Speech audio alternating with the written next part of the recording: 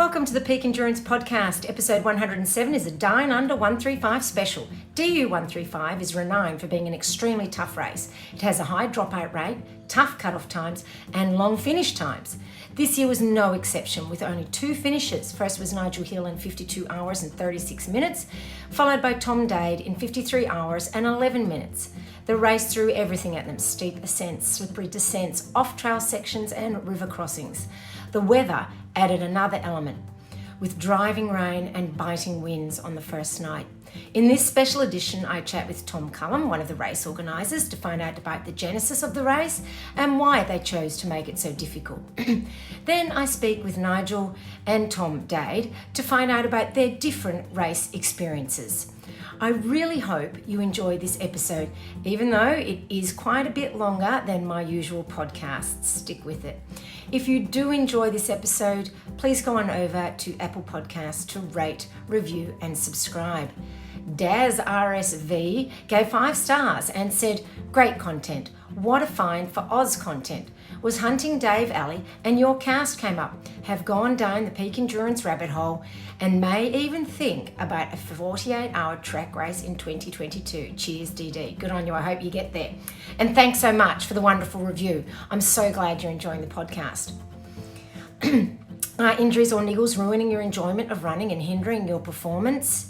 Get on top of these now by seeing the specialists at Health and High Performance. They utilise the latest in technology and have an absolute wealth of experience. The team at Health and High Performance can assist you with all your running injury and performance needs. So, to get back to enjoying your running and achieving the results you know you are capable of, head to healthhp.com.au or find them on Instagram, Health High Performance. Health and High Performance are located in Mont Albert in Melbourne, but are also available for telehealth appointments not only Australia-wide, but also around the world. Contact them on their website to find out more. Wild Earth Australia are the online store to help you make the most of the outdoors, with top quality gear at great prices. Peak Endurance podcast listeners are lucky enough to be able to use the discount code Peak Endurance in all caps to get 10% off at checkout. Head on over to wildearth.com.au to get everything you need for your next adventure. And if you are looking to run further or faster or both than you ever have before, you need to have structured, individualised training to help you get there. If you want to achieve the best you are capable of, email me, Isabel, at peakendurancecoaching.com.au to get a program started. Enjoy the podcast.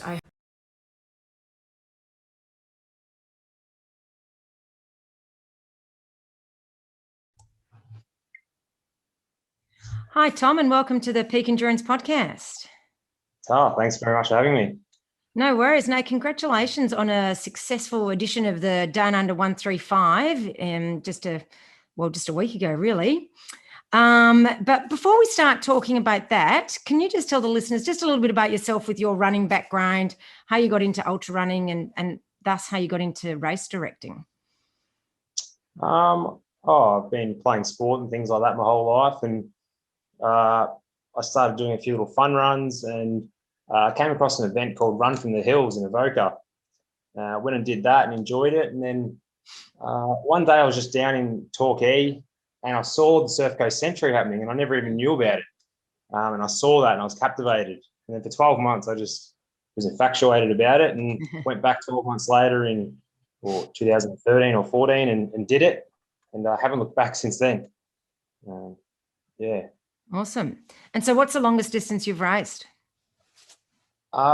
Raced is not very far, probably only the 100K, but I did around the bay fat ass event one year, so that was about 228. Oh wow! Around the bay in the concrete. Oh but God, yeah, how was that? I haven't raced massive distances before, but it was agony on the feet. Yeah, absolute agony. Yeah. So how did you get into directing a race? So back in 2015, Dale and I were just out training in Lerderderg for a big race, and we just started chatting about how so many races are not designed for people to finish, but everyone finishes every race and you get your nice medal. And we just thought maybe Australia we'd like an event that was a bit more challenging, and there was not 100% success rate, or you weren't guaranteed to finish. So we started exploring Lerderderg a bit more and found some gnarly trails, as we described. Yeah. And then we came across a couple of other people, Anthony and Dion, and they wanted to jump in board and had some ideas, and it was sort of born from there, and in just a lot of training sessions in 2015. So what was the first year the race was held? 2017. Okay, Yeah, so it took you, yeah. Yeah, about a 12-month lead in once we realised what we wanted to do and what we wanted the race to be. Yeah. And so you wanted something that was difficult to finish. And I've also heard that because, you know, there was a few finishes in 2019 that you made it harder for this year. Is that what you sort of do? We don't aim to make it necessarily harder, but we like to make it varied each year so that when people come back, they get to explore something different. Yeah. And I guess what happened in 2019 was we had 9 finishes. Yeah. And we probably changed 10 to 15% of the trail each year, but we had a 2020 course, but there was no 2020 race. That's right. So we got 2 years of out there exploring and finding new trails and beautiful new lines and ridges and gullies. So it was 2 years of alterations in 1 year, which was the race that just happened. So it looked like it was aimed to make it a lot harder, but it was really, we just found all these new beautiful trails. So we used them, but then we had a lot of rain. So the combination of all these new trails and new lines and trails that haven't been used much before, so they're a bit rougher, plus a couple of weeks of rain leading in, made it a much harder year this year. Yeah. But the aim is not always to make it harder. I think we've probably reached the limit of where it's going to be, and it'll probably sit where it is for a long time now. We're pretty happy with the trail and the course and the way it flows and the aid stations and things like that. So I can't see them making any harder. If anything, we might back it off 1 or 2%. Yeah.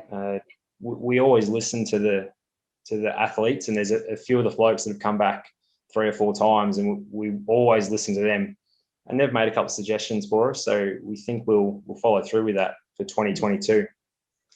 2022, yep. So that's fair enough. God, I was just thinking that's ages away, but really, I don't know. My time is all distorted since COVID. So that's fair enough. But you don't keep the course exactly the same, although you keep the aid stations the same. There's at least a 10% change in trail each year. Yeah. We used to go all the way out to Dalesford on the Great Dividing Trail, but we just discovered this course was too far stretched out for 3 days of race directing and volunteers. So each year we've brought it back a little bit. In 2018 we had the turnaround point, not Dalesford, but Leonard's Hill. Then we used to have it. Now it's come back to Nolan's, which is just in the Wombat Forest. So a lot of the aid station changes have been to make the course easier to manage and for safety, and just to limit us having to drive so far. And there's not service at all these places. So watching the tracker and maintaining safety for the runners, it's become easier to have the course more compact. And this year it was much easier to race direct across the weekend due to the limit in the driving we had to do.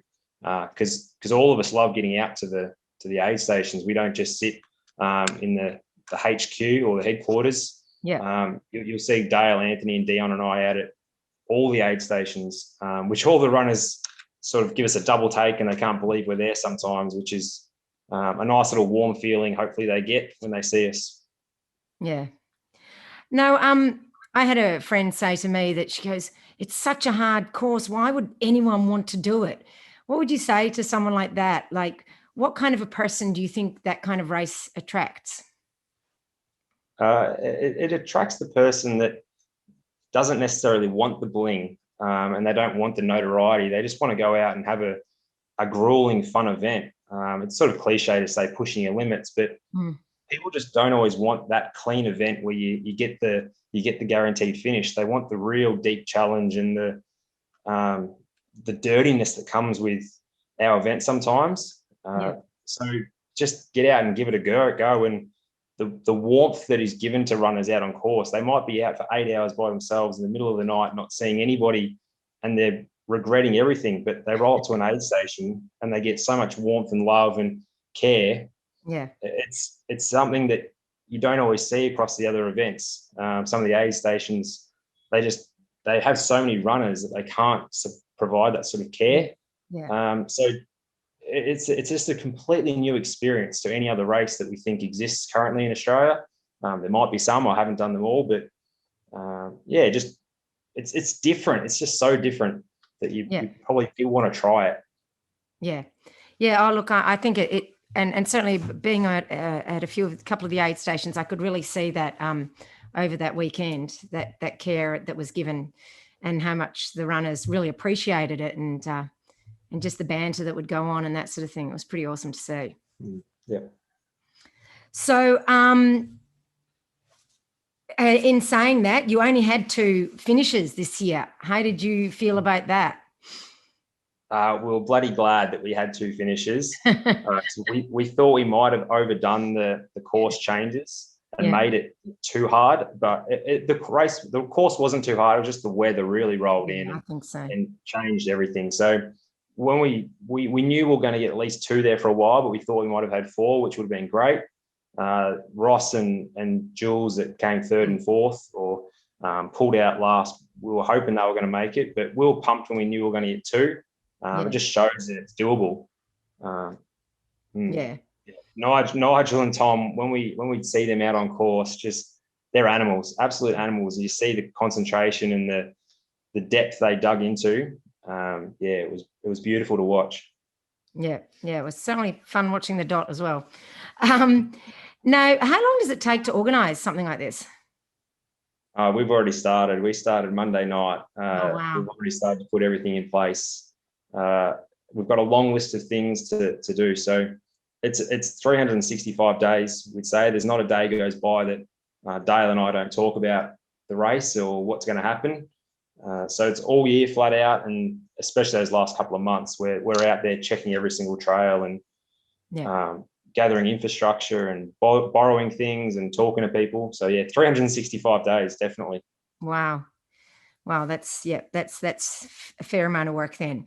So do you have like a limit to the number of runners that you allow? Yeah, we have 40 on course at the most. We just feel like the course can't handle too many more people than that. Yeah. We have trail sections, so we don't want to put too many feet across those each year. We try to change them so the line doesn't become a permanent fixture in the park. Yeah. And also just for safety, it's hard to manage too many runners out there at any given time. So 40 is our number, and we'll try to get 40 again in 2022.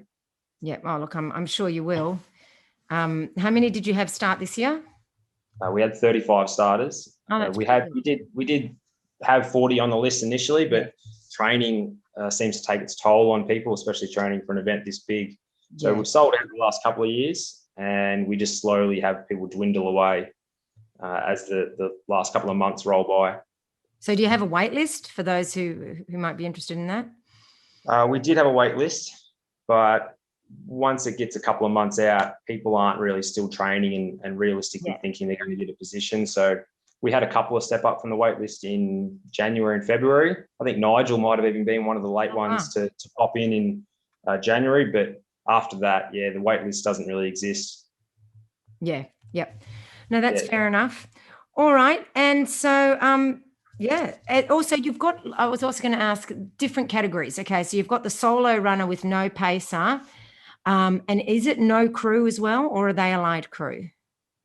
The categories are more for a registration purpose. On race weekend, the solo people can do whatever they want, but we decided that we didn't want to be too elitist, so we allowed people who have only done a 100-kilometer event to enter, but with some proviso of having a crew and having some paces in the latter end of the event. And we just know that some people don't like having a crew, and they've done some great races, and Australia's got so many people that have just raced big events all around the world. They don't need a crew, and they operate better without one. So it was more of a qualification standard, not a race scenario. Once the race starts, everyone's equal. As long as those people that are qualified as crewed, as long as they have some paces in the last few kilometres just to keep them safe, Yep. Other than that, everyone's pretty much equal once the whip cracks. Yep. Oh, that's good to know. All right. Well, thank you, Tom, so much for giving us a bit more insider information on the race. And I'm sure we're all looking forward to next year. Yes, thank you very much for having us. All right, no worries. See you later.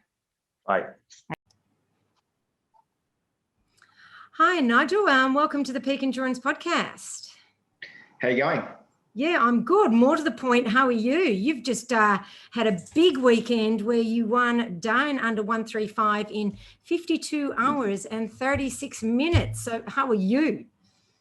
Yeah, slowly recovering. Yeah, it was probably a little bit worse than what I expected, but Monday was like death warmed up and couldn't walk. Yesterday I could start to walk, and today, yeah, getting slightly better. So it's like a day-by-day situation at the moment. Yeah. So, yeah. And so when you say worse than expected, honestly, what were you expecting? To just spring out of bed the next day? I've had this conversation a couple of times. But like, so previous years I've done the UTA 100, and I suppose the furthest that I've ever been was 140 k's previously to this. So, oh wow.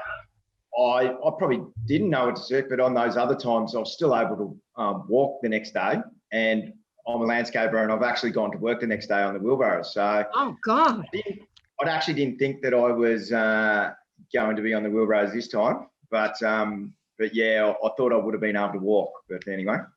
So you've never done a miler before?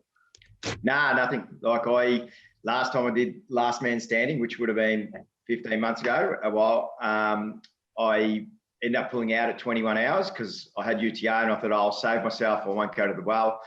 And I think I covered 140 k's, and yeah, I was like, and then COVID hit and everything, and so I was furious. I didn't get to do anything. So yeah, it's like jump from 100k to 217k. Why not? Well, not that I, as a coach, would advise that, but clearly it worked. So, of all, like, you know, there's milers and then there's milers. Why did you choose Down Under? It's notorious for being super tough. Yeah. So it was funny, like the fascination for this race come probably the first year they had it. I knew one of the RDs, Dion, and he was putting it on. I was like, oh, I'll just watch this. And so I was like, wow, this is like next level. Yeah. Amazing sort of thing, really. And anyway, I'd been on the UTA ban. I'd sort of signed up, you know, for that. So I'd done it, and they were sort of similar sort of time. So yeah, I did the UTA 1 year, and then I'm like, oh, I want to do it better. So I went again, but then I'd watch this DU again, and I was like, far out. Yeah, I just can't stop watching it. But they were always, you know, within a month of each other or whatever. Yeah. So it was never possible to do both. And then again, I signed up again for UTA. I did my hamstring for UTA, so I wanted to go back. And then COVID hit, and I still had a referral. So I just took the offer up, and I was like, yeah, I'll probably go. But in that time of COVID and stuff, I was moving to Wollongorok at the time, which is my backyard is the Lutadurg State Forest. Yeah. So I was like, you know what, I'm just going to ring Dion and see if there's a spot available and see. So you actually did UTA this year? Is that what you're saying? No. I haven't done UTA for, because it was the same weekend this year, wasn't it? Oh, yeah, sorry. UTA and DU were on the same weekend. So effectively I entered two races. And I was getting confused. And I was like, okay, now I've got to make a decision. I've just spent $2,000 or whatever it is on entry fees, and I've got to pick one. Yeah. So I in the end, I wasn't sure whether COVID was going to hit again. Yeah. And so if COVID hit, then UTA was off. So I was like, I've got a backup. It's okay this year. And because last year when UTA got cancelled, DU was still on, and they just deferred it, and I didn't have an entry, so I had nothing. So it was my plan B essentially. But then I'm like, I was thinking, I've seriously done UTA 3 times, whatever.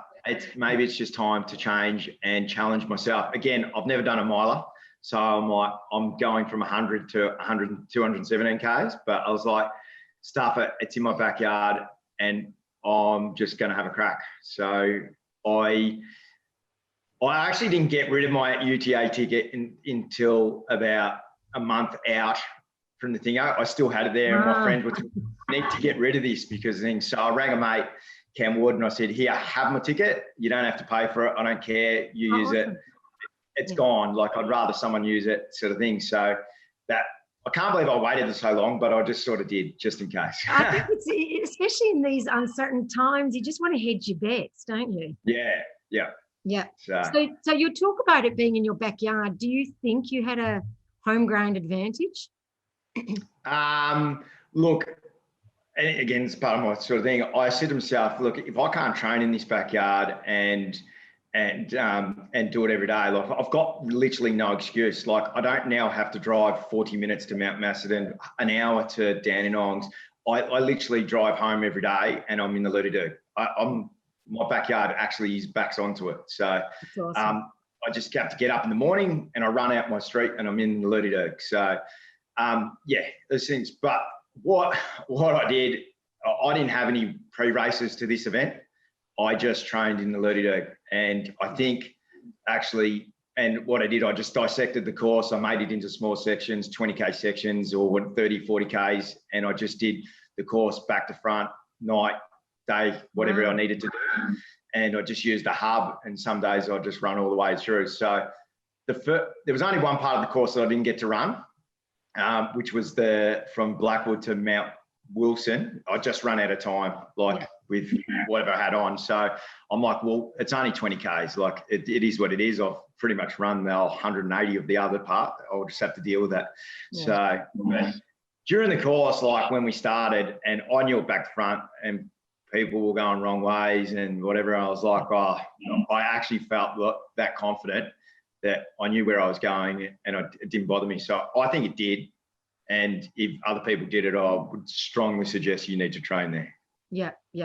I mean, having seen small bit. Yeah, sorry? Yeah. Except the off-trail stuff, I'd never seen that stuff before. Yeah. Well, I've only seen small portions of the course and I instantly went, oh my God, even just to try to complete it, you've got to train on the course because it is completely different to everything else. Yeah, the Loo-Doo throws up so much. It changes. It's got ferns. It goes rocks. It's down in rivers. It is just got everything. So yeah, you just need to know. So definitely. No, I would definitely agree. Now, with DU, you can choose to do it solo without paces or crewed with paces.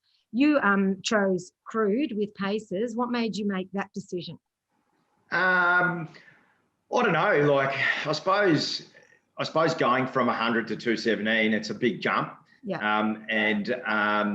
I think just, I feel, what, it's probably better just to have a crew.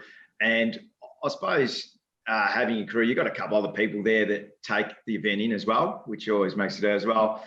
I actually train a lot by myself. So if I had done it by myself, it may not have worried as much because you're out there in your thoughts all by yourself. I don't really train or whatever, be with people. So, but yeah, I just think, it's a big race and it can get nasty. I think for safety, it was probably a good idea. Yeah, no, that's fair enough. Now, just taking a step back for a second, how long have you actually been running? So I started, my journey was when I was younger. I did triathlons and swimming and stuff. So I've always been an endurance runner and stuff.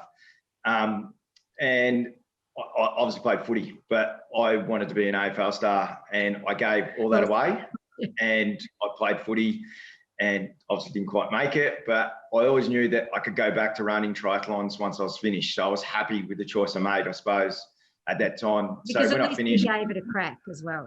Yeah, like I gave it looking back, I probably was better at running and triathlons and everything. I probably should have just went with it, but I just wanted to play footy. So, and I had great memories and whatever over the time that I played footy and that as well. But it is what it is. And so then I got to about 32 and my body was bashed and I was like, you know what, I'm done. I'm gonna start running. I always wanted to run a marathon sub 3.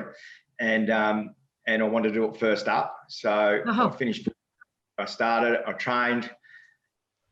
Again, this is mistakes people make, but I downloaded a thing of how to do it. And I probably overtrained as you do. Yeah. And I got to 32K mark and I blew up and I had to walk, run for 10Ks. And I think I did a 3:11 or something like that in the first one. I was like, considering that's a very good time.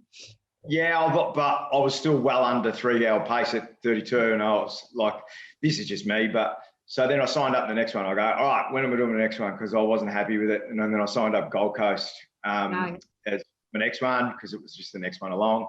And so I went there and got under 3 hours, smashed it and was happy sort of thing. And so from there, I was like, all right, I've done that. I'll go back to the triathlons because what I always said, I always had this goal when I was younger that I wanted to do Kona. Yeah. I still got that gut feel, but anyway, so I went back in just to the local Melbourne series, did the little ones, and then I did the Shepparton Half Ironman, and then I entered the Melbourne Ironman, and things were just progressing well. And then the Melbourne Ironman got cancelled. And I was like, what am I going to do now? And a mate of mine, Jamie, he's done UTA like 4 or 5 times, and every year he's like, you should do this, you should do it. I was like, nah, that's crazy, that's stupid. And then when it got cancelled, I'm like, all right, I'm going to do it. Just never run a trail race in my life. I hadn't run over 42 Ks ever. And I signed up and I rang Jamie and I was like, I signed up. And he goes, yeah, I'm not doing it. I was like, you're kidding me. Great friend. I entered like Maroondah Dam 50. So that was my first trail race. And then I went straight into the 100 after that. So, and ever since, you were hooked. Yeah, I haven't actually gone back. Like I suppose the trails. Do you still ever do cross training, like with cycling and swimming and that sort of stuff? Yeah. So I do a little bit, but for me now, like it's just harder to get a bike and swimming. So most of the times I just have my shoes in my car, and it's majority just running. But yeah. I agree. I mean, I used to be a cyclist, and it's just way more difficult to organise. I totally agree. Yeah, I've actually given my bike away at the moment. So my wife said she was sick of seeing it taking up dust in the back there. Couldn't use it to hang clothes on and that? Oh, we got enough of them. So. No. Yeah. I also happen to know that you didn't use poles in DU, and you also said your paces weren't allowed to use poles. Explain what you have against poles. I hate them. Like, they drive me insane. I reckon one UTA, there was a bloke, did his on his riding here, click, click, click, click, click, click. I was like, mate, can you just get away? And then Tim, who's the pacer, he was training with us one day. I was like, mate, you got to get rid of these poles. They're no good. And I just told him, and he knew that I hate them. And he goes, I didn't even bring them, Nigel, because I didn't want to upset you and stuff. And I knew that they weren't allowed. And I'm like, yeah. So then in the race, I'm just going to just tell the truth. All good. So we were up the first climb and we were coming down the second climb. There was a bunch of 5 of us, I suppose, there. So 2 of us didn't have poles and 3 did. And I was like, mate, these poles, they kept clicking my feet and they're in front of me. It was actually Tom and a couple of others, and they were getting caught on trees and they were throwing them. And in my mind, I said, I'm going to snap these poles because I'm sick of them already. And then we got down that climb. I'm like, all right, I'm getting away from these guys. So the other bloke who didn't have poles happened to go up the hill. I'm like, I'm with him. So I was never so happy to not see these people with poles. I just think you can still get up a hill, hands, legs, whatever, just as easy. So, I mean, yes, I agree that you can. I'm a big believer in poles myself. So, but that's all right. I've heard you call them cheating sticks, which, I get as well. But I just feel like if you can't use them, don't try and use them. Yes, as well. Yes. So you need to master them. Yeah, you need to master them. Otherwise, they become a hindrance. And as I said, hanging on trees and shit like that was killing me. I was like, man, I'm going to snap them. No, that's absolutely fair enough. No, in the race, how did you go about pacing yourself with something that long? Yeah, so I had a plan in my head that I just needed to get to halfway in decent enough shape. Yeah. Mind, body, spirit, everything. Because then if I could turn it halfway and then I'd just try and bring it home with whatever I've got. So I deliberately stood at the back of the pack where normally I races, I'm up the front. I'm like, yeah, I just need to be, I don't want to have to fight through these people, sort of thing. And then I just ambled off as normal. We got to the first climb. I sort of got through some people, and then I was just in that group. And then, as I said, we got up spur track, and then I was virtually in the top three, and I was like, Jesus, I'm in the lead here a little bit. Well, I didn't really want to be here. I actually didn't know that I was at that point, and we got to the first, like, Bears Head checkpoint and stuff, and I was sort of there. I'm like, you know what? I'm just feeling very comfortable. I don't go into a race. Admittedly, I set times, but it was more for my crew, so they knew where I was going to be. But I didn't, because you don't know the course and these added extra things. Well, that times we're going to be out anyway. So yeah, I always run by feel. Like, if you need to know how you feel. If you're feeling overdone, you need to slow down or whatever. So I was feeling good. So I just thought, you know, I'm comfortable. I'll just keep rolling. So we went through the first checkpoint and I was still feeling good. And then we got through to the second one, still feeling okay. And then we're on the way to the third one. There was still three of us just sort of running together. And we were coming up towards the Lowe's checkpoint. And I just climbed up a hill. And I generally feel like I climb all right. So. Okay, and we're back. We just dropped out for a minute. So if you wanted to keep going, Nigel, with explaining your pacing. Yeah. So, yeah, as I said, we're coming up Lowe's, the climb there as we cross the creek, and I was climbing well. So I turned around and they weren't there anymore. And I was like, wow. I was like, this is interesting. What do I do here? Like, I'm lead here. And so I just decided that, you know what, I'll get to the top, I'll fuel up, I'll just walk, hope that they'll catch me, and then we'll just rejoin together and we'll just keep going, because we've still got like 180 Ks to go. Yeah. So I kept walking, and it got to like the downhill. I'm like, mate, I don't think they're coming. And so at that point, I made the decision to just go. It's my pace. I'm going.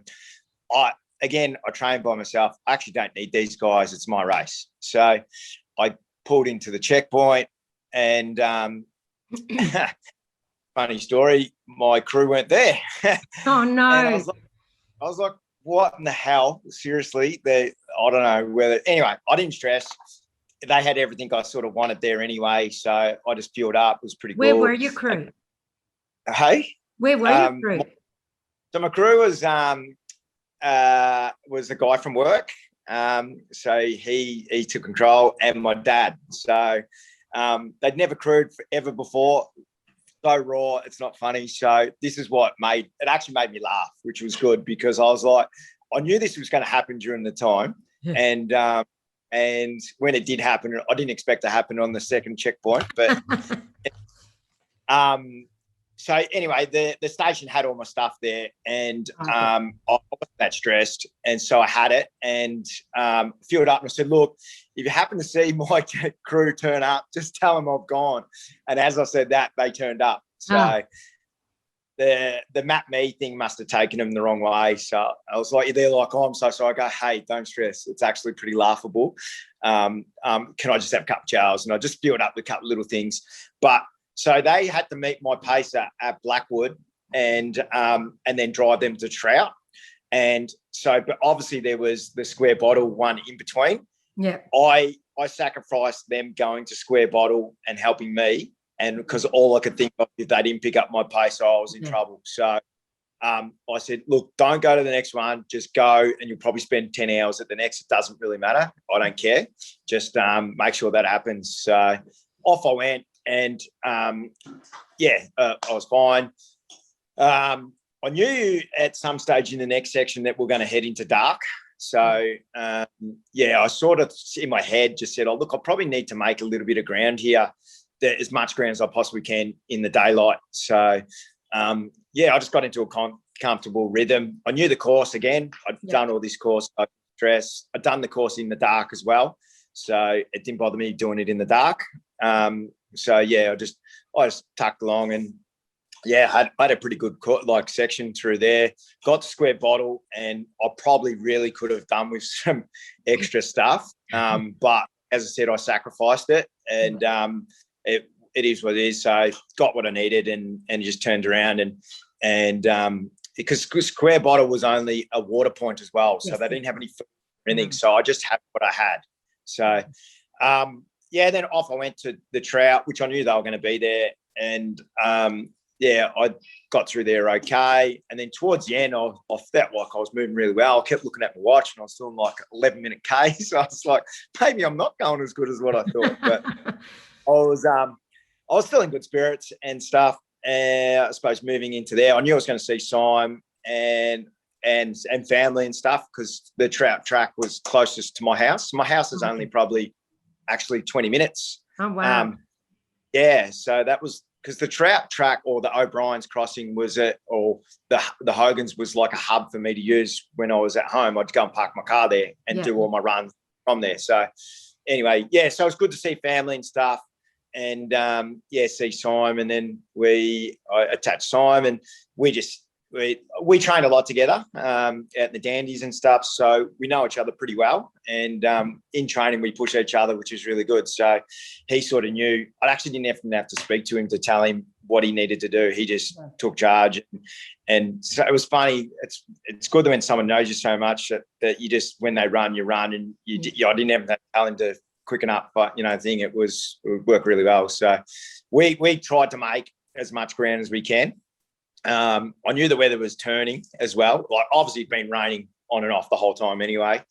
And so we got into we needed to get to Blackwood and sort of in, but by the time we got to Blackwood, the storm was just about to hit there, and we got there again and there was no crew people. I was like, mate, what are you guys doing? Apparently they just went to bed, and I was like, mate. And so again, it was a bit laughable, but he was just there, so we crewed up, and then it was actually belting the rain. I said, look, I just don't want to go out of here like a hole in the head. It's just not that inviting to get out.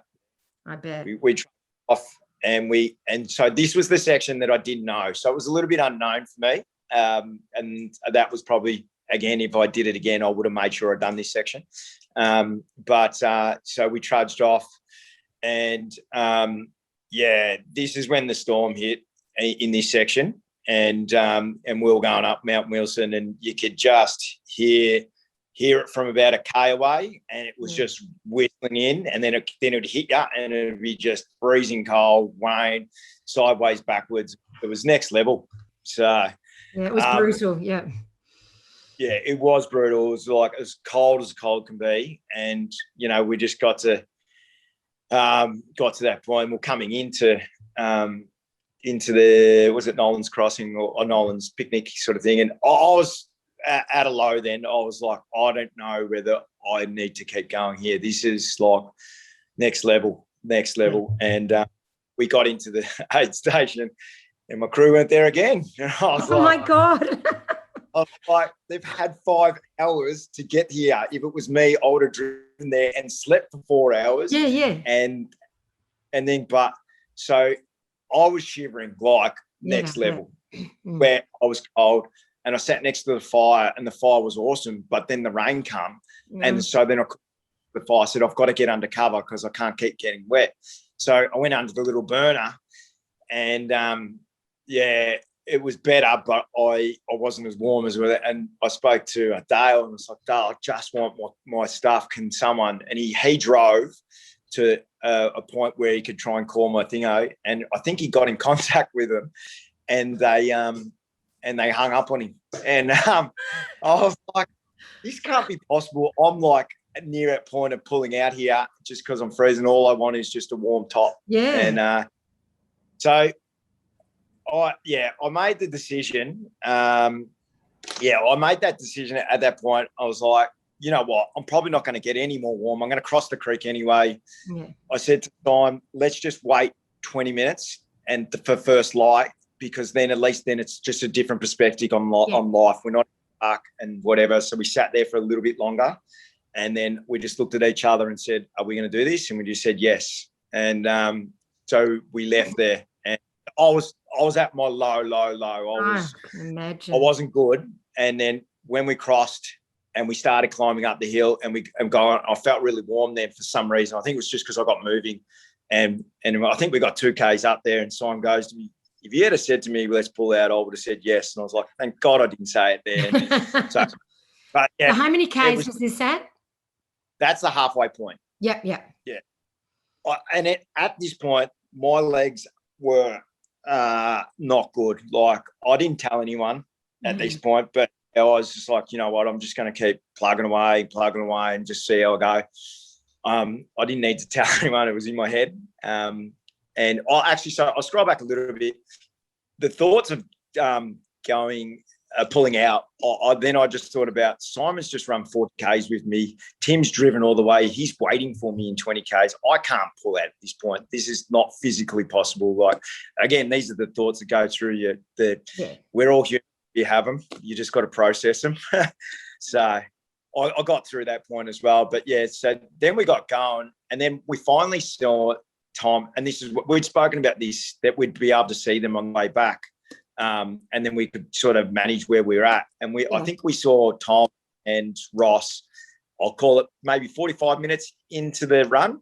That was probably, so we're like, mate, we've got a good hour and a half to 2 hours on these guys. They're still going to go the 2 or 3Ks, what we did, the stop time, plus come back to the point we were. So we're up and about at that point, because like we'd already done that section, and we kept, and then we didn't see someone. I think it might have been Jules or something like that, and there might have been 1 or 2 others, like maybe another half an hour or so behind them. And I was like, we're like, where's everyone else? We didn't know that the storm had just obliterated people. Well, like we'd been through it. It wasn't pretty. But we were in good spirits and we were moving really well. So, and then I think after that, we may have only seen 2 others, which were 2 hours away. I'm like, they're not going to make cutoff. It's not happening. So virtually it's down to the 3. We got through all that stage really well. I think we tracked well. Simon was awesome. He done his 60Ks and I was swapping with him. So some fresh legs and fresh vibe and stuff as well. So, then we moved on from there to, would we go to Trout Truck? Yeah. Yeah. I think we're still moving pretty good to that point. I think we got a couple of updates, and we sort of knew that we're sort of 10Ks ahead or something like that at that stage or whatever it was. So, yeah. 10Ks on that course is a long way. Yeah, and then that's what I gathered is like I kept, when we were doing sort of, in 10Ks was like nearly 2 hours. Like you were only doing 5Ks an hour. Like it's mind-boggling that you're only tracking 5. Like in training, I try to go at 10Ks an hour at a minimum, and even on flat I can do 14, 15Ks an hour. I was like, this is crazy. So, we moved through, and there's some testing. You get into from Square Bottle. I think we did a pretty good section. It wasn't too testing. I think from the Square Bottle to Trout, it was just like there was a lot of flat along the creek there and stuff. A couple of sections, but we got to Square Bottle. I wasn't feeling any better. My legs were still pretty brutal. But then the section between Square Bottle and Lowe's was there was a nasty double like off trail section, and I think it took, I don't know if it took 3 to 5 hours to do that one thing. It was just relentless, like constantly just going from hands and knees, grabbing on rocks, trees, whatever could just keep you upright. Things were snapping, you fall, and but we just kept plowing ahead. Like my motto is just keep moving. As long as I kept moving, okay. So we finally got into there, still in fairly comfortable position. Into Lowe's, but so from it was Lowe's to Hogan's. Actually, when we got to Lowe's, you have to go to the top of the Mount Black, and this was another low point. Like I wasn't going to put my jacket on, and Tim's like, put it on, and like it was freezing up there, and I nearly froze. Like I'm glad he forced me to put it on, and on the way down, I was like, I don't know if I can keep going. And he's like, yes, you can. You know, I was like, I had another sort of semi-low point. Yeah. And I come into that station. I think that's where I saw you as well. My legs were really sore at this point as well. And I was like, oh, I don't even know how many K. I think it was 38 Ks to go from there. I was like, yes. I can go on. So, yeah, we trudged off, obviously, from there. And but it was only 10. Can I just say, as an observer who was there, you seemed, although you looked exhausted, of course, you were still in good spirits and cracking jokes and, you know, so, Yeah.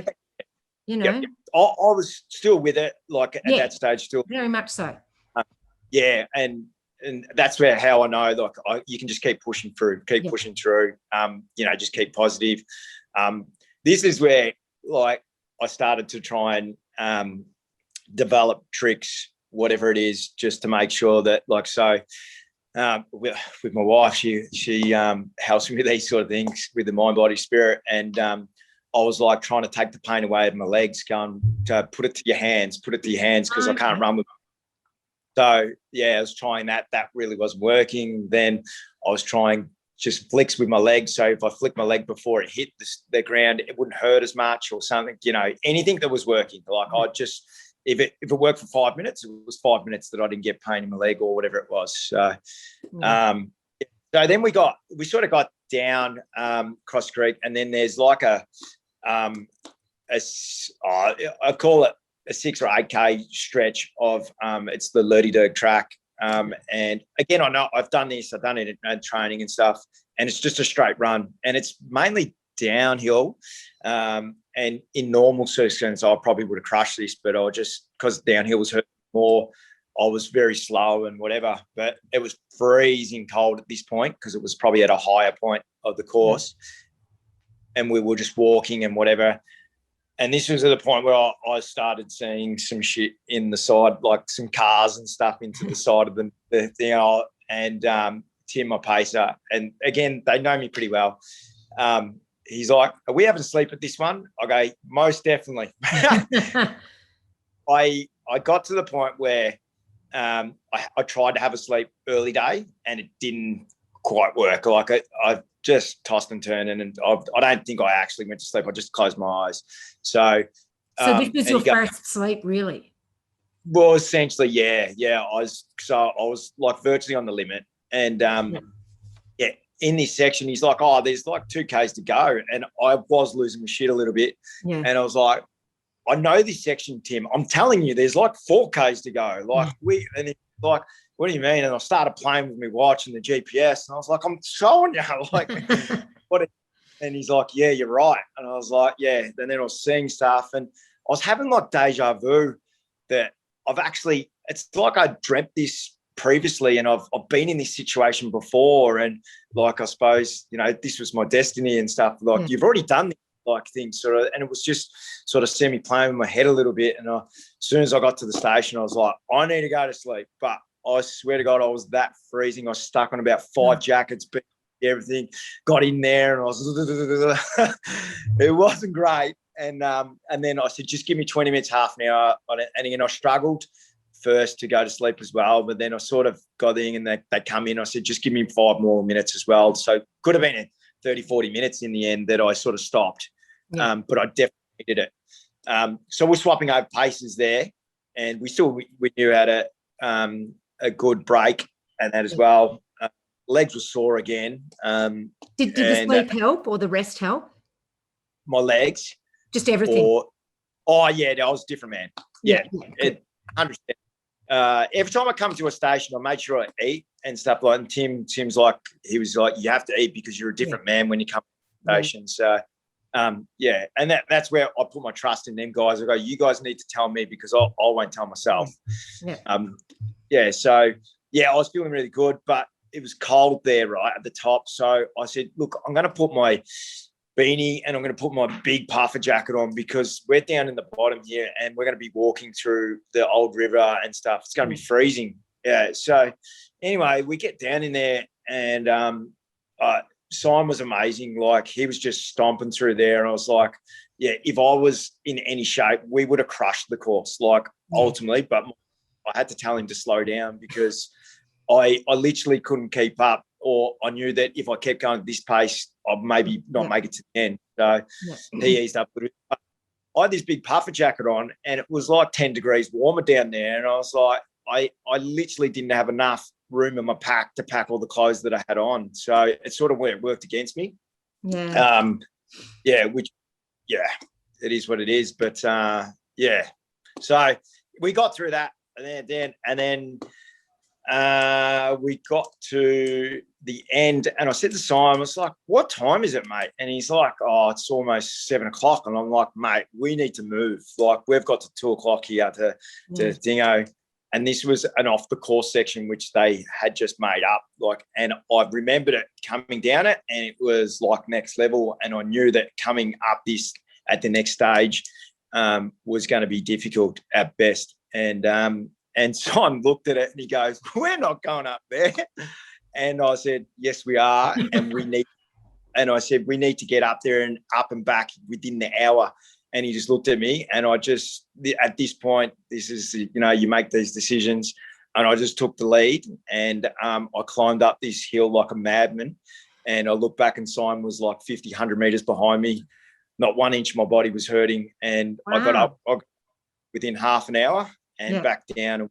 I think it took under an hour to get up and down that section. It was just like, I just went into like survival mode, and so, and then we got to there. We had to go. I knew Simon was sort of giving us some updates, like essentially where we were. But then, again, I was sort of losing it with times, doing figures in my head. And I thought we had longer to go. I thought we had 20 Ks to go.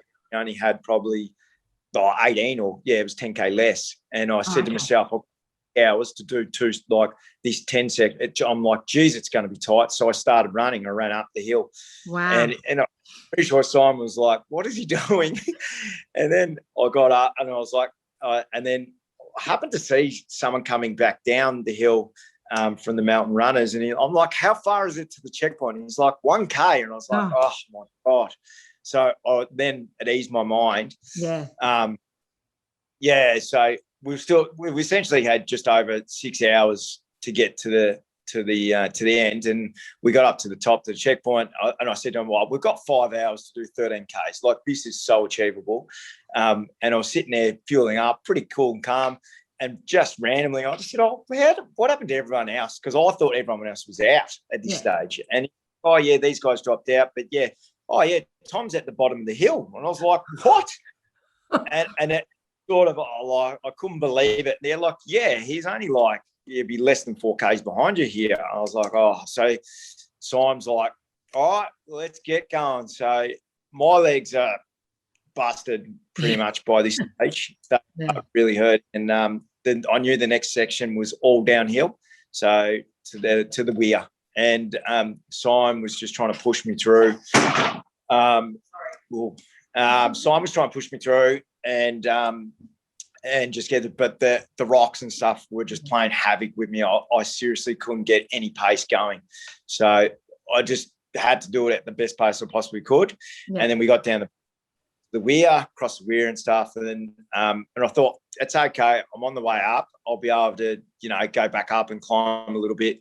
And then Simon goes, "Mate, he's like 20 minutes behind you now. You're like so close." And I was like, "I've been in the lead for this long. I seriously can't get up." No. But I was like, so I started to run shuffle, like go 300 meters, whatever I could do, and then stop. And then like Simon was in front of me, so I'd run to Simon, stop. And then when he got ahead of me, then I'd catch him and go, catch him and go, catch him. Just trying to make it around. And then we got nearly to the top, and he goes, "Yours didn't update. We're still in the lead." And I was like, "Oh my fucking God, like seriously." But he was still, obviously must have been close, but that was because we got there. And so from that point, we had the downhill. Yeah. We had a uphill, downhill to go. Yeah. And 2 downhills weren't good. I would have been happy with 2 uphill and 1 downhill, but the other way around. So on the Simon just pushed me as hard as he possibly could. He goes, "Just keep going, just keep going, just keep going." And I did my best and got down the bottom, and he still hadn't caught me. And I was like, "Oh, well, it is what it is. He's got to catch me at some stage here," that sort of thing. And then, but then on the way up, so we had uphill, downhill to go. And I said to Simon, we're still in time. And he's like, yeah. And I sort of conceded at this stage. I think you're going to catch me. I don't care now. I'm just happy to finish. If it is, it is. What is it? But I feel, again, I might have been losing my shit here and I thought I saw him, but I didn't. And I got up to the top of the hill and and he still hadn't caught me. I was like, oh, I don't know what's going on here, but I must be close to, I can't come this far without it. So then obviously I hobbled down that last hill. So, and then finished. So, yeah. And do you think maybe that that feeling of being chased helped push you to finish a bit quicker than you may have?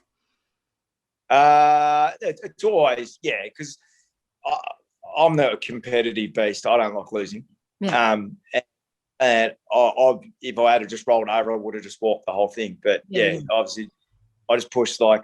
And it was good. Simon's competitive as well, and he knew that I just had to just keep going. So, it's always good the fear of getting chased. But so there's 1.7 Ks to the end, which is flat. Yeah. Simon goes, let's run. I go, mate, you have a look at me. And I tried, and then I go, look at this. He goes, I still just keep thinking he's on. I go, mate, I'll keep looking over him back. If I see him, I'm running. Yeah. So I just put on the biggest sprint I could have for a K or whatever I would have. But knowing that he's there and behind you, I pushed it. I was never just rolling over. No, yeah. So, no, and that would have been quite stressful. I actually think that he was still in the race pushing me, because then it dragged out longer and longer.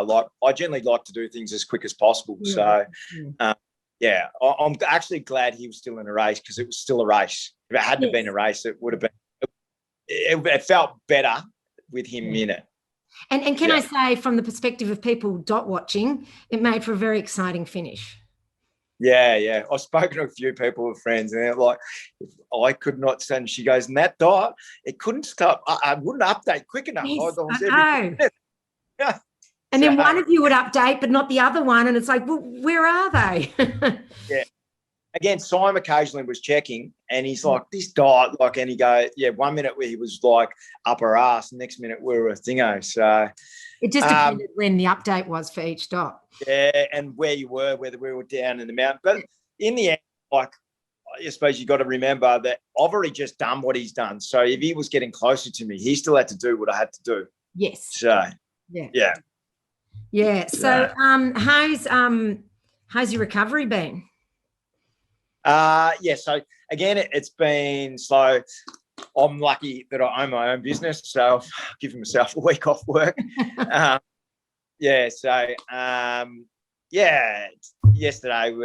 was I'm lucky my wife was here and she was playing nurse to me as well, because I didn't really move from the couch too much. Yesterday, and slowly but surely, it's coming back. But I definitely can't see myself running anytime soon. I don't know. I'm meant to be actually my son's runner on Sunday for footy, so we'll see how we go with that. Oh, golly, that's going to be a tough one. Yeah. And I always think at least one week off of absolutely nothing. That's always good. Yeah. And have you been sleeping heaps and eating heaps? Have you felt the need for those? It's funny, I eat heaps anyway, but because that's what we do. But I wake up. I think I can eat anything.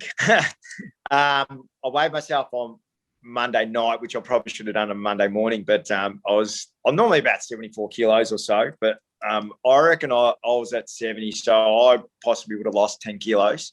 Wow. I was back up to 70 on Monday night, and last night I weighed myself again, and I think I was back up to 74, so I'd actually put a fair bit back, which has been good. So been eating really well. Loading up and fluiding, just trying to drink, because of my feed, I'm trying to drink as much water to flush this out as well. So things are sort of getting back. When you came into lows, it wasn't just your knee and your foot, you also said your hamstring was hurting. How's that as well? Actually, it's not so much my hamstring. I don't know whether it's the attachment or whether it's the medial ligament. Something's going on in my knee. And I wasn't sure whether, that was the attachment through there or not. But it is thought they're actually both sore. But I think it was more from the off trail sort of stuff that you're twisting and turning. I think it just might be. I'm hoping it's just flared up. I'm actually going to go. Mate's a doctor, so I'm going to go and get a check over of my legs and everything, just to mind, because just need to make sure before I get back in action. So when, other than being a runner at your son's footy game, when do you think you'll get back into running a bit? Or will you just, once again, as you run by feel, will you just take it by feel? Essentially. Like, I'm not in no hurry. I actually don't have any other events logged in. I always say this. I actually really, and this is another race I've wanted to do for ages, but I can never do it because I always do UTA, which is the Mount Macedon Trails Plus 50. Oh, yeah. I love that. And I've never done it. And I run Macedon a lot and I love it. And I could never do it, but it's always 2 weeks after I've done a run, and I'm just never in any shape to give it a crack and see. So one day I'll get there and do that. And I once did. I did Macedon 2 weeks after my first UTA, and I won it in the female category 2 weeks after UTA. Sometimes it can be good to do. I mean, I wouldn't recommend it after DU, but after UTA, it could be all right.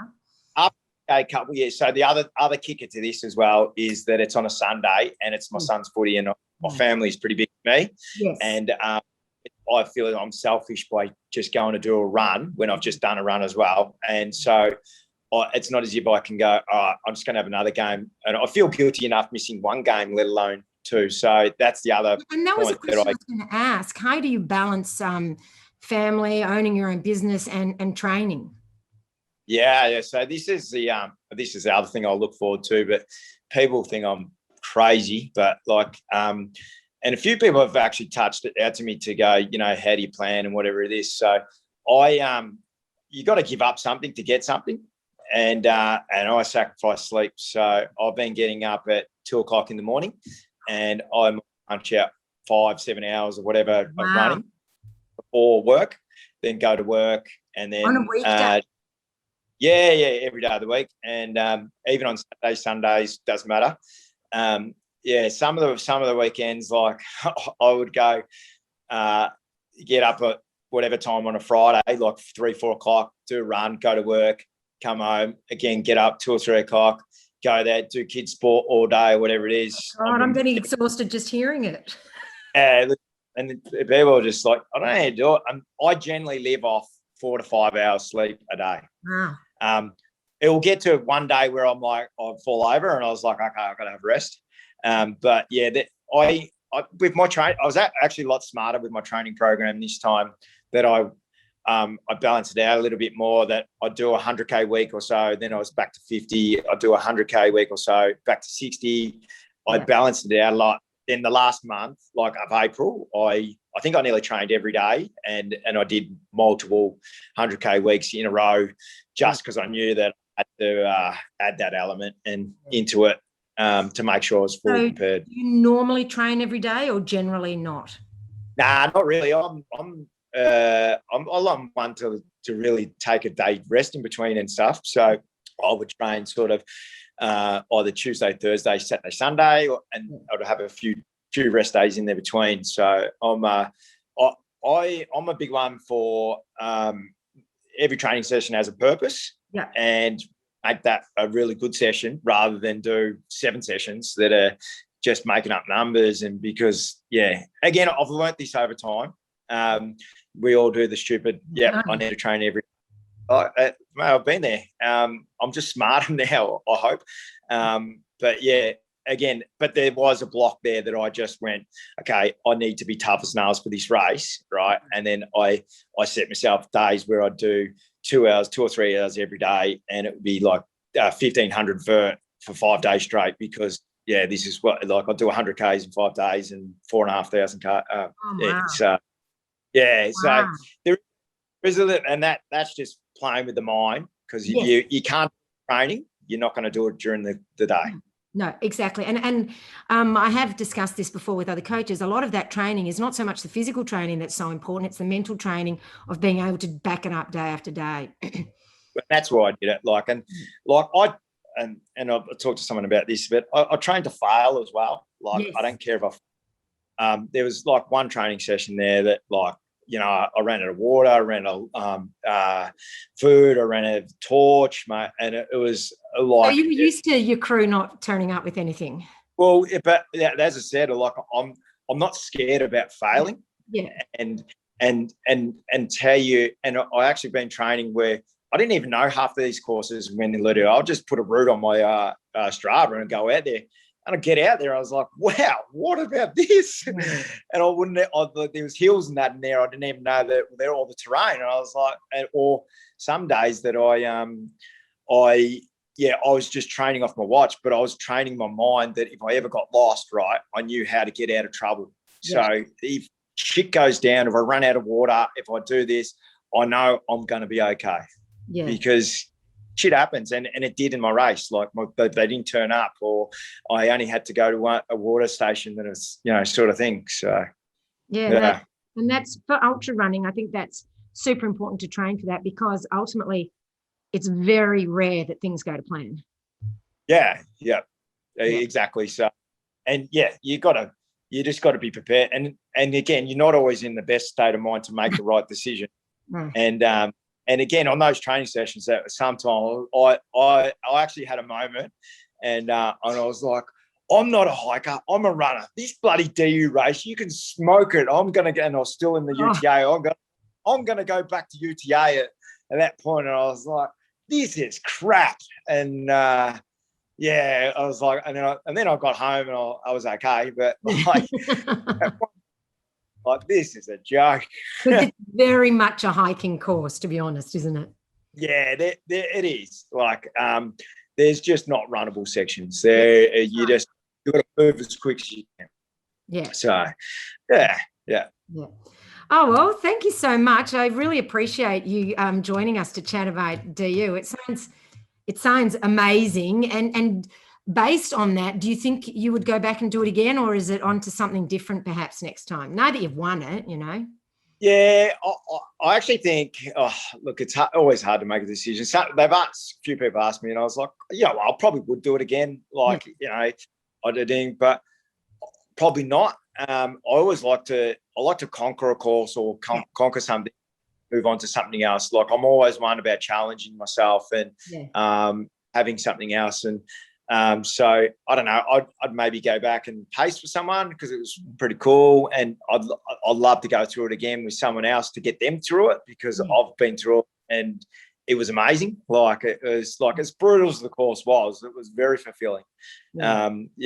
Ticked a lot of boxes and stuff. And I always say that the trails is the mind game is the thing for me. It's not about the ego. It's just about, you, and then trying to work out an opponent, where they're at and stuff like that. So, yeah, I don't know. I haven't made any decision. I don't feel any need now that I've won it or conquered it and whatever. I don't have to go back if I don't want to. So, as I said, I'll just take it as it comes. I need that next thing to sort of grab my. You don't have any plans at the moment for your next race, but not even a little plan?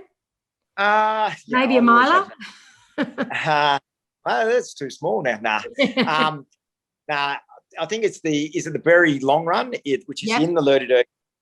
Again, I love my family, and it's on a Saturday. So if a Saturday I can get away with a little bit more than Saturday or Sunday or something like that, I might be able to. And that's where over the footy season really doesn't work for me. So again, it might be, I might have to wait to footy and whatever it sort of finishes stuff, and then I'll go to the sort of summer. But I don't know. The great, what is it? The Great Southern race. GSR. That's a good one. You do well at that. Yep. Tim was trying to sign me up while we're running. So, that if you it would suit you based on DU. Yeah. So that I've actually never really like this event, and I hate it because it's got sand, but it's the Surf Coast Century. Oh, okay. Yeah, I'm not a I sand lover either. Yeah. I hate sand, so it just doesn't bite me. But the fact that about going, see how fast I could go over 100K, because it's fairly does semi attract me a little bit, but the sand and crap, mate, I'd rather go up mountains and sand. Me too. Definitely. Yeah. Yeah. Oh, well, we shall follow on and see what you do. And you're on Facebook and Instagram and all that sort of stuff for people to follow? Yeah. So I'm on Facebook. Mine's, I think it's just Nigel Hill too. Yeah. On Instagram and Facebook, I'm on Nigel Hill, and I have a couple of them. We'll work one as well, NHL. I don't have as many as your Instagram things. I was checking you out. I was like, how many have you got? I know some of them are accidents. Some of them I actually got logged out of and was never able to log in again, so I can't actually access them. So it's ridiculous how many I've got. I know. Anyway, we're talking about you. Yeah. All right. Well, I'll add your links so for that is so people can follow you if they're interested to see what you're up to next. But yeah, thank you so much. No, it's been a pleasure. Great chatting to you. So thank you. Yep. No, see ya. See ya. Hi, Tom, and welcome to the Peak Endurance Podcast. Hey, how are you? I'm great. How about you? I'm pretty good, thank you. Yes. Now, congratulations on your second place at Down Under 135 in a time of 53 hours and 11 minutes. And that's such an awesome achievement. But before we get into that, can you tell the listeners a bit about yourself, your athletic and running background, and how you got into ultras? Yeah, okay. So I've always been into athletics or some sort of sport. So from a young age, whether it be swimming, running, karate, life-saving, the whole lot. Yeah. I was actually a bigger kid. So when I was younger, I was horrible at running. I was a swimmer. But as I leaned out, as I got older, I got into cross country, did that, didn't deal so well with the nerves. So I kind of went off it a bit. Yeah. But then when I got older, I got about 18, 19, I did the Kokoda track. Oh, yeah, cool. And just as a trek, and it pushed me heaps, doing it in 5 days, and kind of showing me how much I've been leaving on the table and limits. So after that, I finished it. I was like, oh wow, I can do more than I thought. You know, what else can I do that's like this? And then go into mountaineering, and then ultra running from that. And that's where I started ultra running. So what was your first, when you started ultra running, what was your first long, ultra? What distance was it? 100K. Wow. Yeah.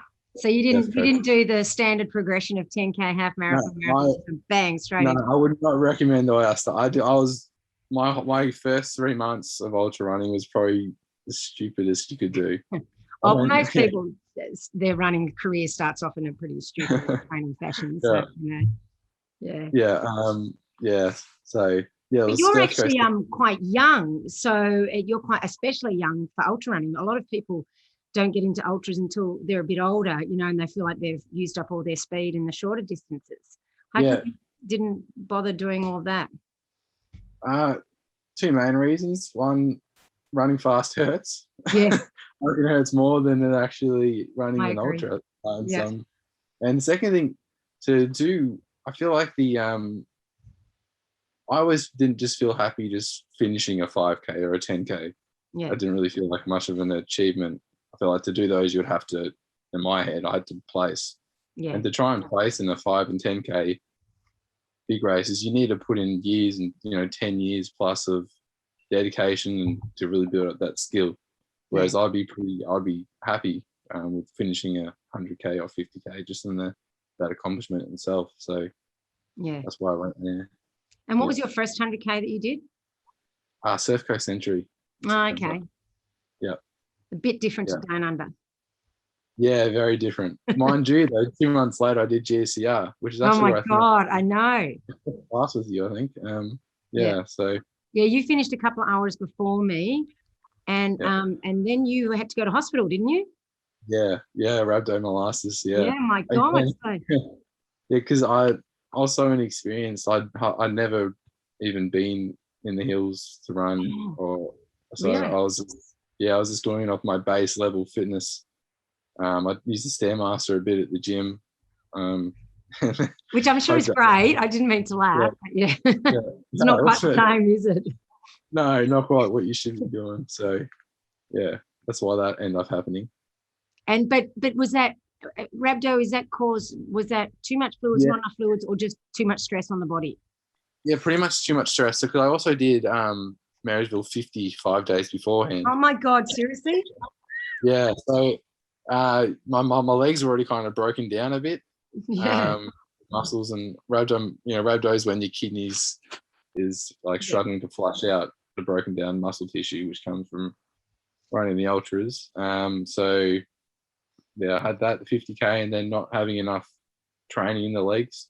Yeah. One distance and the hills. And then combine that with, I also fell and hurt my hip about 100 Ks in and did exactly what they tell you not to do. And that's take anti-inflammatories. Oh, okay. Yep.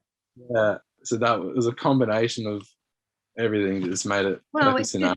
You not knowing, I guess. I mean, I remember early days I used to take anti-inflammatories during races, and I didn't know either. So yeah, well, I knew because okay. the Grayson Walk in October, and I think Andy, the race director there, was stressing about it. Don't take anti-inflammatories. Yeah. So I'd been told, and I knew it, but I really wanted to finish. Yeah. So, and I get that too. And you finished spectacularly. What was your position in that race? Was it 20, 24, 25? Does that sound right? From where you came? I think it was 20 something. Okay. Yeah.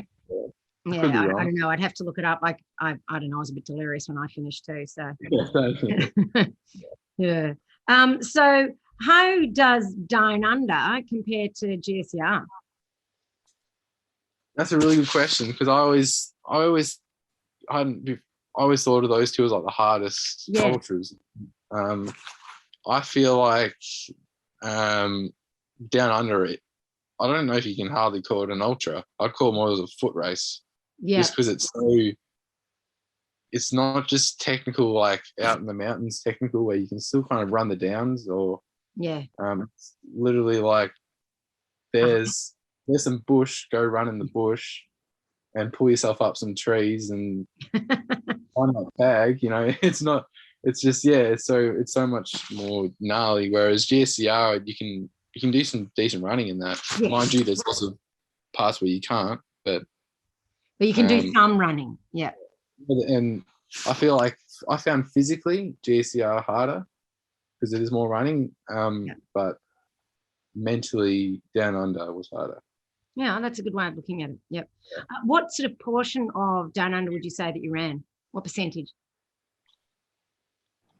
Good question. Part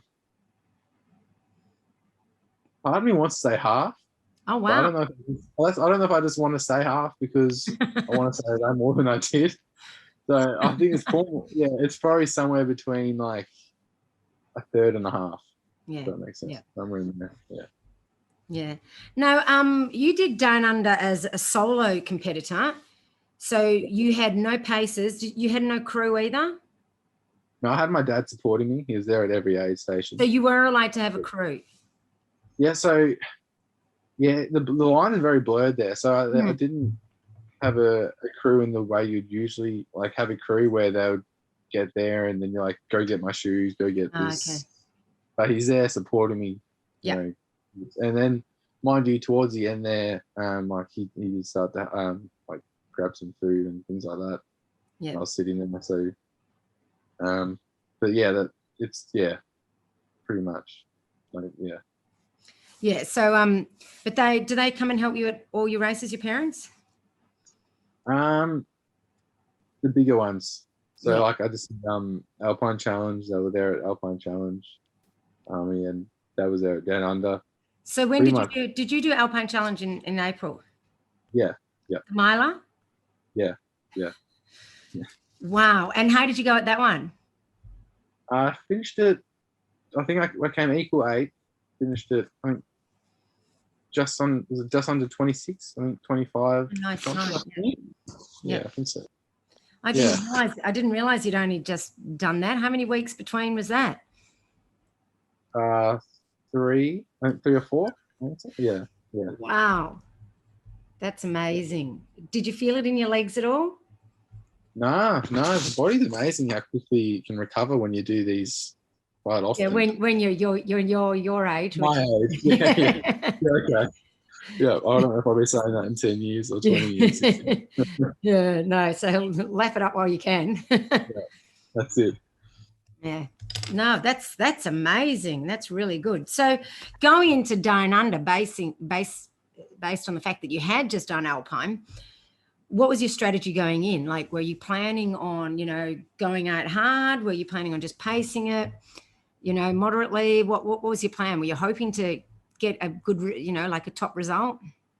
Yeah. So I always have nearly every ultra I do, I always have a thing and I don't go faster or slower. I just feel like go at a comfortable pace. Yeah. And stay comfortable for as long as you can before it obviously inevitably you start to feel like pretty crap.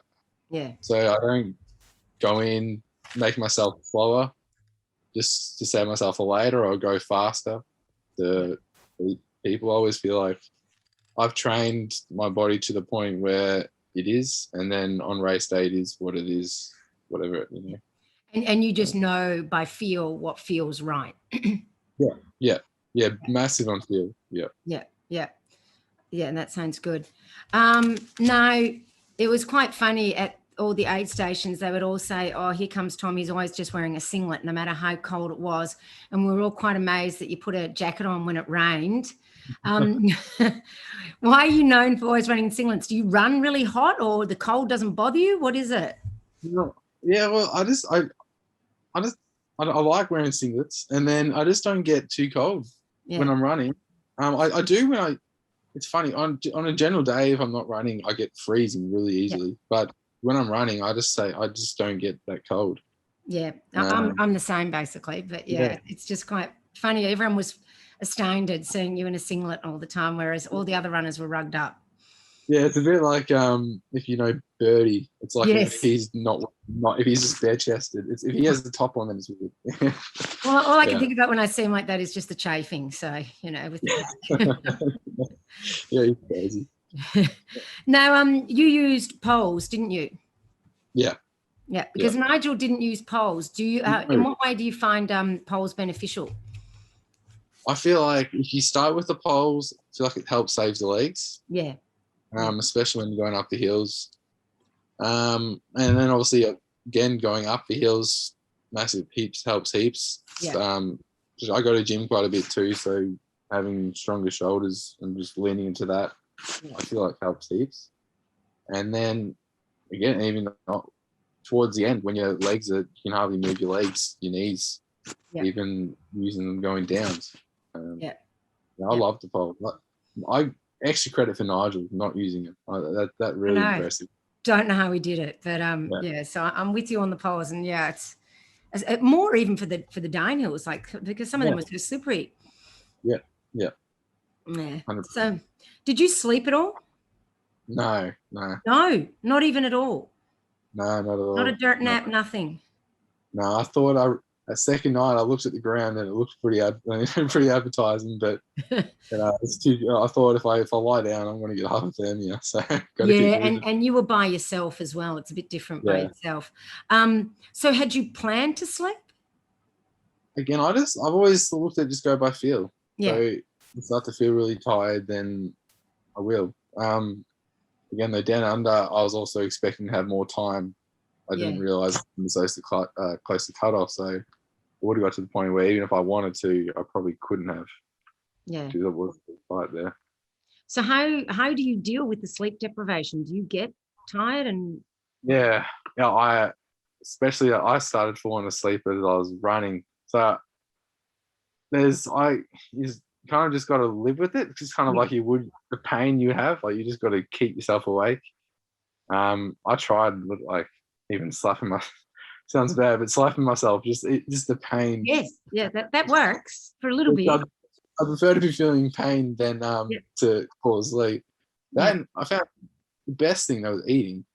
Yeah. I feel like just eating every 10 minutes or something, or drinking help keep me awake. Yeah, I would agree. And I heard that you were hallucinating and that at one point you thought you were at an aid station, but you weren't. Tell us about that. Was that a bit disappointing? Yeah, that was really disappointing. So it was actually started happening quite a lot. All my hallucinations seemed to be like, oh, you're close to an aid station, where it would be like people standing out in the bushes. Like they look like they're, rugged up like everyone else was at the aid station. That means I'm close. So there was a time where there was a whole group of people and it looked like there's a clearing, and it looked like, oh, this isn't, even though I didn't think the aid station should be there, but I can't, the hallucination wasn't going away. So I thought, okay, this has to be real, until I literally got face to face and was like, oh, it's just a tree. And I've also gone away from the marker all the way to the left as well. That happened, and I was hallucinating from that second night all through the second day. Oh wow. Yeah. And you did get lost at one point, didn't you? Yeah, I wasted. Desperately watching that dot, going, "Oh my God, what's he doing?" Yeah, I thought I'd see. It just didn't make any. I couldn't see a marker anywhere. There weren't a lot of markers.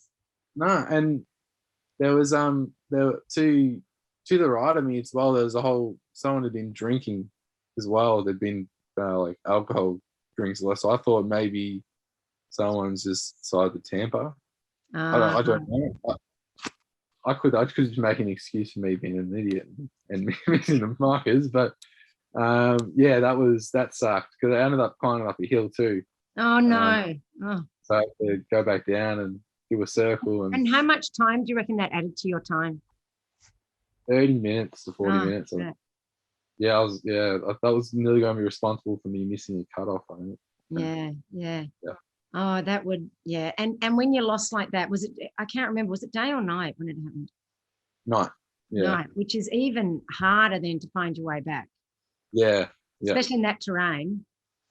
Yeah, it's difficult.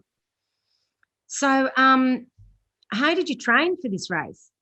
Obviously, doing Alpine. Yeah. So my training has been kind of hindered because I've done so many like ultras. It's been recovering. So I've done 8. So recovering from this year. So recovering from each one is, it's not the exact training I'd want to do. Yeah. But I think running the ultras themselves has been good training. Well, it would certainly toughen you up. Yeah.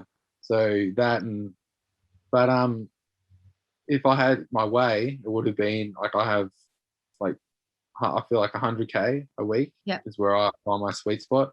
And then as long as I get my 2, like a double day, so like a 20K in the morning and then 10 at night, and then a longer, and then just fill in the rest until I get to 100K a week. And do you do speed work? No, I don't. I don't do it. Mine's all by feel. That's something I should get to. I've been meaning to get to. You don't need to yet. That's fine. Yeah. Obviously it's working. Yeah, I suppose. I do. But I also do a bit of weights and swimming and other cross. I'm a big believer in cross training. Yeah. Oh, that's good. That will certainly help to help with recovery and also reduce the risk of injury. And so what is like the longest run you would do if you weren't racing as much? Racing? Yeah, for a miler, what would be the longest run you would do? I'd say anywhere between 40 to 50K. Yeah. Let's see on the long run. And then it would be one. It would just be like on the trail. Find somewhere like the Dandenongs or even the 2 Bays and just do a route until then. Or this probably isn't recommended, but I've created my own. It's like a mental strength. It's more to help with mental strength. Yeah. And it's just run a marathon with no water or food. Yes, that would not be recommended, but I can see how it would help with mental strength. I used to do that in runs, like run out of food, to get used to that feeling of running with no energy from food. Yeah, that's exactly right. Yeah, and you can because it's a horrible feeling, but you've got to get used to it. Yeah, 100%. Yeah. So I can definitely see the value in that, but it not to the listeners, it's not recommended. Yeah, so. I wouldn't recommend it. No, definitely. Especially the not water, the not food is sort of okay, but so what was your nutrition and hydration like during the race, especially because you were basically supporting yourself? You had to, pretty much, have everything. Yeah. So I had like these little muffin bars, oat bars, had gels. What else did I have? I think that was that was all I had. So I just had those 3 things, and I had a certain amount in each bag. Yeah. And then and I also had each bag. I had 2 sandwiches with peanut butter and salt. Yeah. And then pretty much as I get to each bag, just take out what I think I need to get to the next one and the next one, and always make sure I've got more in there than I need. Yeah. And then just pretty much eat on the go there, and also take in the what they provided, the ASA, so the noodles and potatoes. And did you just drink water, or did you have electrolytes? I just had water. Yeah, I had electrolytes with me, but I don't cramp. I'm not finding I don't cramp. And they had Tailwind. Tailwind's great, so I've just taken some of their Tailwind here and there. Fair enough. So you keep it fairly simple, basically, which is probably a good thing. Did you get any gastric distress? No.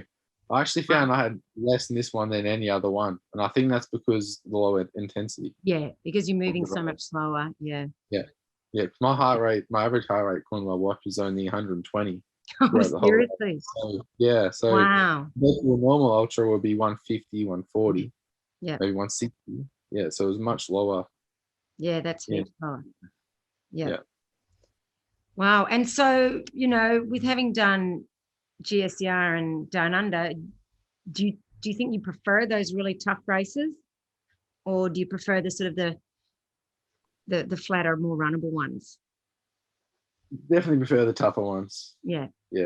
Definitely prefer, because I'm personally more interested in pushing the mental limits, and that's what I like, the challenge of the things. Whereas I think running starts to get more into it's not so much of a mental challenge, it's more of a physical.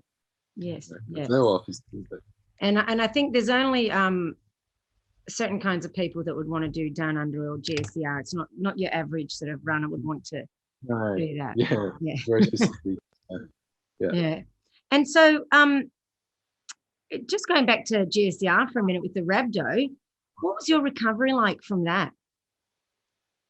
Yeah, so I was in hospital for 2 days, and then they just flushed out all the kidneys and everything. And then it wasn't just the rhabdo that my everything else is pretty much ruined too. So my feet, my legs. So for a week. What did the hospital staff say to you? Apparently I'm renowned there. They're all remembering it done. They just thought I was crazy, and they just said, "Well, what were you doing, and what's this race that you're doing?" And it was like an alien. They had no idea what was going on. Yeah. So, and then you had all my shins and everything was scratched up from the shrubs and everything.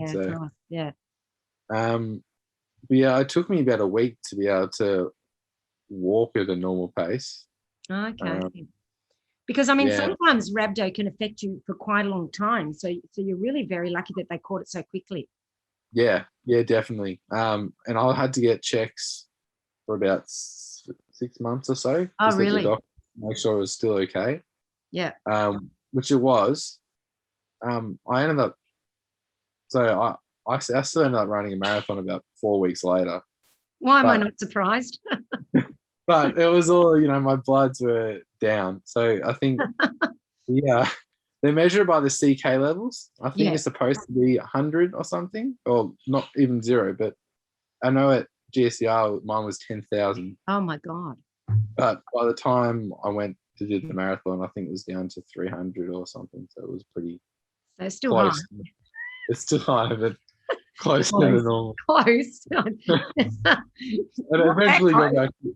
eventually went back down. So oh, that's funny. Yeah. So how's your recovery been from Down Under? Really good actually. So my feet are still swollen. Pretty swollen. And I'm still pretty tired and exhausted. No sort of the first day back at work today and it was pretty difficult. So that's quite soon to be back at work. Yeah.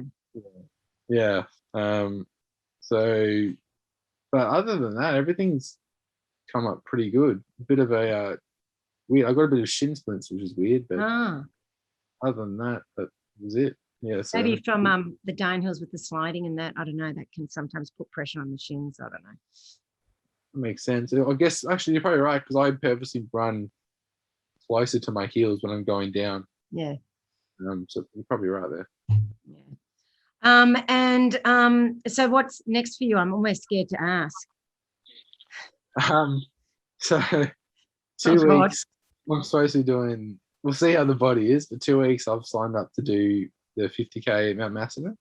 Oh, okay. That's not as bad as I thought it would be. Yeah. But then I think is it 3 weeks, 4 weeks? Got the Rational South, the 200 mile. Oh, seriously? Yeah. That's runnable. You know that? Yeah, I know. So there's no mountains. There's no hills. Yeah, that was in. Yeah, so I really wanted to do a 200 mile, and I signed up to do Delirious West in February, but COVID. So, so that's the next bigger one. So, are you going to train your running more for that? I will. Yeah. Well, yeah. With little time I have. Because it's 3 weeks. Because my friend Nikki Wind is going to do that. Yeah. You know. Nikki. Yeah. Oh, awesome. Yeah. So I know she's freaking out a bit. Not sure if she's done enough training, but you've done all the training.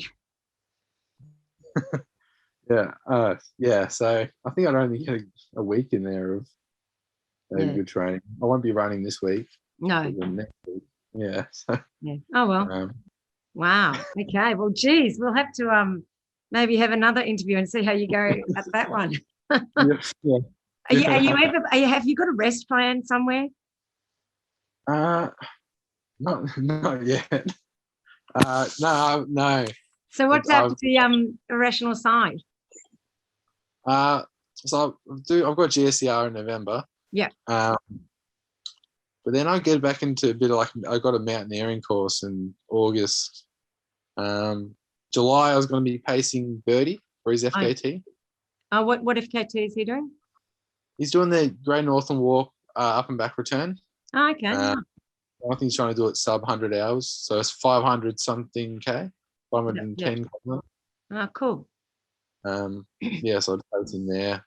And then I'm pretty laid back with my events. Like this Mount Macedon one, I just booked 2 weeks ago.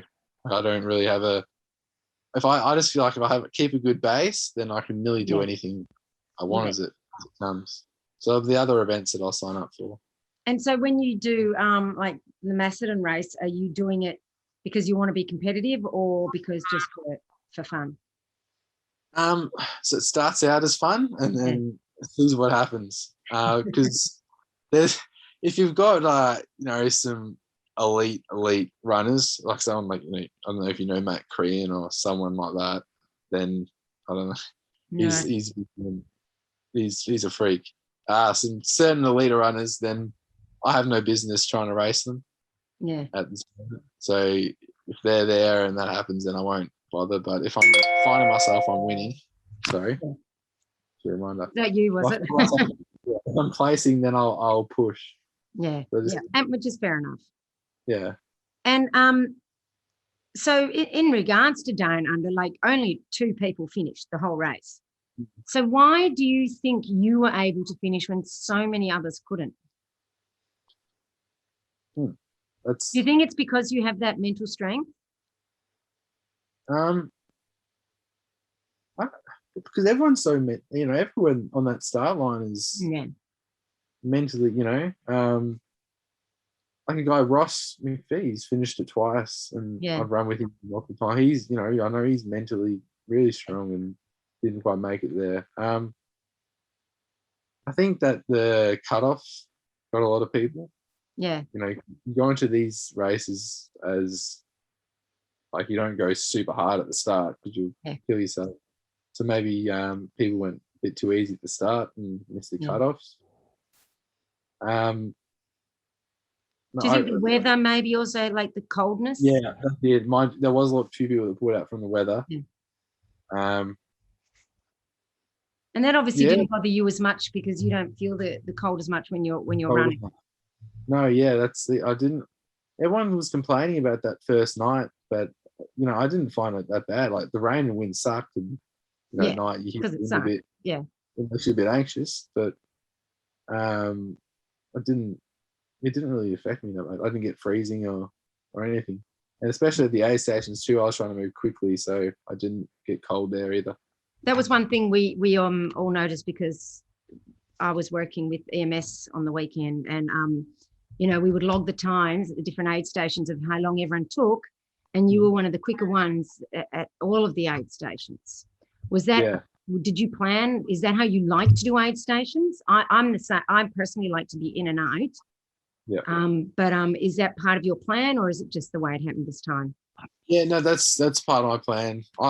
I feel like, I know everyone says not to worry about 10 seconds or 20 seconds during an ultra because it's so long. Yeah. But you worry about 10 seconds here and 10 seconds there and 20 seconds there. And it adds up over that long time. So just get the stuff I need and then get out. And even with the food, if I can walk and eat, then that's better than sitting there eating. I totally agree. Yeah, I think walking and eating. And it's also about keeping warm to me. Like the more you stand around, the more your body temperature drops. So, Big time, especially a night like that. Yeah. Yeah. Yeah. Yeah. So that was certainly something that you were I think you were pretty much the quickest through all the aid stations. Yeah. And all right. So do you have any tips for anyone who would want to do Down Under? Go in expecting it just to be gnarly and that you're not going to be running a whole heap if you're a keen runner. And like literally prepare for the worst. Think of the trail as bad as it can be. And hopefully your imagination can imagine something worse than what it is. Yeah. I feel like having your expectations, knowing that it's going to be like that is big.